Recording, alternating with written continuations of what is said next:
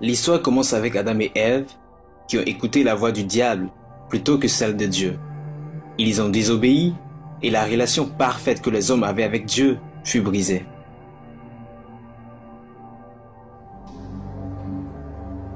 Ils ont été les premiers à connaître le péché ainsi que la mort que le péché entraîne. Ils ont essayé de se protéger avec des feuilles d'arbres pour couvrir leur honte, chose que Dieu n'a pas aimée. Il les a plutôt couverts de vêtements faits en peau d'animal. Dieu lui-même a fait le premier sacrifice d'animal pour couvrir leur honte.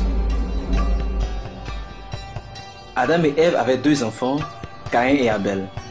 Caïn a offert à Dieu une partie de sa récolte, alors qu'Abel a offert un sacrifice d'animal, un sacrifice de sang. Dieu accepta le sacrifice d'Abel, mais pas celui de Caïn. Pourquoi?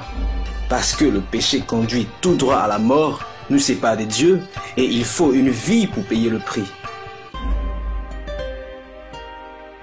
Par jalousie, Caïn a tué Abel et a ainsi conduit une grande partie des hommes dans une mauvaise voie.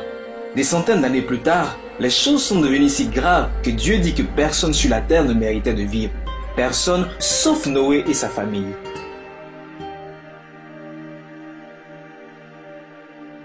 Dieu demanda à Noé de construire un grand bateau tout en prêchant le message suivant. Le temps du jugement pour les péchés est proche et il n'y a qu'un seul moyen d'y échapper et bénéficier de la miséricorde de Dieu, le bateau. Il se moquait et ridiculisait Noé jusqu'au jour où il se mit à pleuvoir et l'eau sortit des profondeurs de la terre alors que les hommes ne s'y attendaient pas. L'inondation a tué tous les hommes et animaux et le monde entier a péri à cause du péché des hommes. Seul Noé, sa famille et les animaux que Dieu avait fait entrer dans le bateau furent sauvés.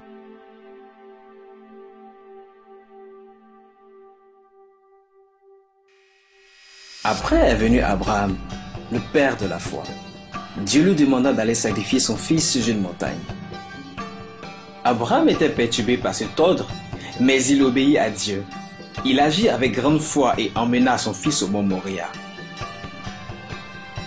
Mais au moment où il s'apprêtait à le sacrifier, Dieu l'arrêta et lui donna un animal à la place de son fils. L'animal a épargné, remplacé, racheté son fils. 100% vie pour vie. 400 ans plus tard, Dieu envoya Moïse faire sortir d'Égypte le peuple d'Israël. Le pharaon, roi d'Égypte, s'opposa à cette décision. Alors Dieu le punit avec 10 plaies. Pour la dernière plaie, Dieu envoya un ange de la mort tuer tout premier-né de chaque maison. Mais Dieu ordonna au peuple de sacrifier un agneau et de répandre le sang sur le montant de la porte de la maison. Si l'ange voyait le sang, il saurait que les enfants à l'intérieur ont été rachetés par le sacrifice.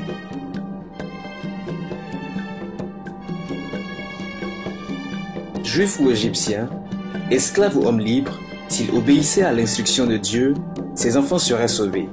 Sinon,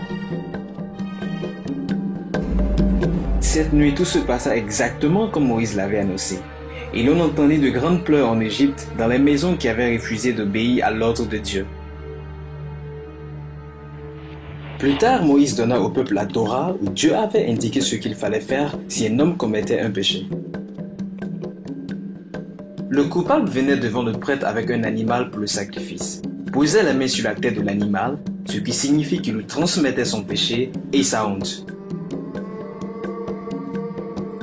Ensuite, on sacrifiait l'animal, on répandait son sang, le péché était effacé. Le roi David et les prophètes ont suivi la Torah donnée par Moïse. Mais ils se demandaient, le sang des animaux pouvait-il véritablement effacer le péché d'un homme? Ou tout cela n'était que signe et symbole du futur? David a annoncé la venue de celui qu'on attendait, un roi, un messie, un descendant du roi David qui régnera avec puissance, mais il sera humble et plein de compassion. Ce messie sera sans péché, parfait, irréprochable, innocent.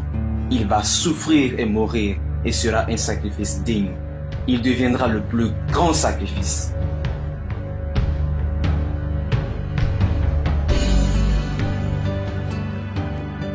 Jésus est né dans une étable parce qu'il n'y avait pas de place pour lui.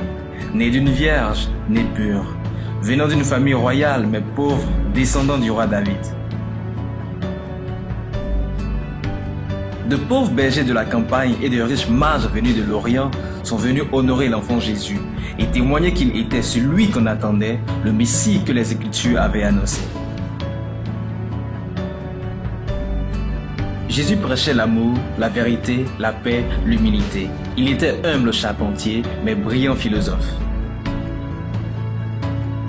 Il offensait les religieux hypocrites qui s'intéressaient aux rituels plutôt que Dieu. Mais il était aimé par les pauvres, humbles, repentants, pécheurs.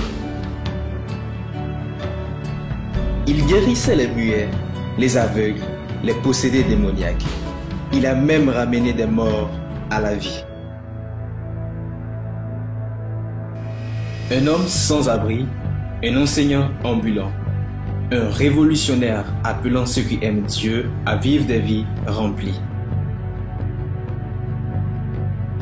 Jésus a même appelé Dieu son Père et a montré aux hommes que le Tout-Puissant vous aime comme un papa.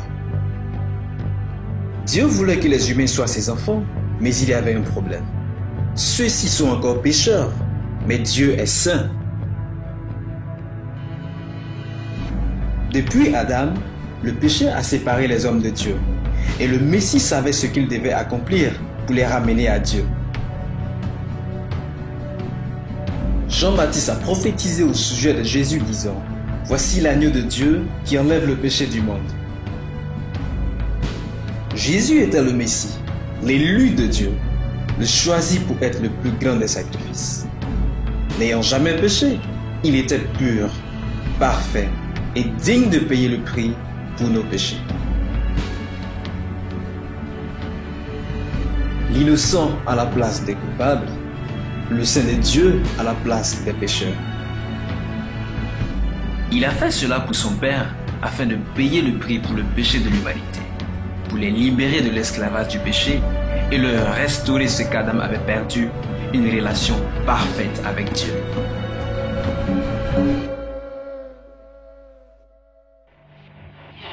Jésus est mort sur la croix non par la faute des Juifs ni des Romains, mais par la main de Dieu, son Père.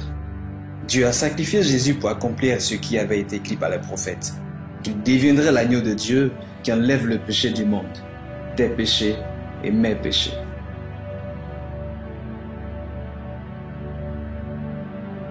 Mais l'histoire ne s'arrête pas là. 3 jours après, Dieu a relevé Jésus le Messie d'entre les morts comme une promesse à ceux qui croient en lui. Eux aussi seront ressuscités pour la vie éternelle. Après cela, Jésus a promis à ses disciples qu'il reviendra, mais cette fois en tant que juge et roi. Le Messie est un don de Dieu aux hommes pour qu'ils ne meurent pas dans leur péché et qu'ils ne soient séparés de Dieu, mais qu'en recevant le sacrifice de Jésus, ils retrouvent une relation parfaite avec Dieu. Mais comme tout cadeau, il n'est pas à toi tant que tu ne le prends pas.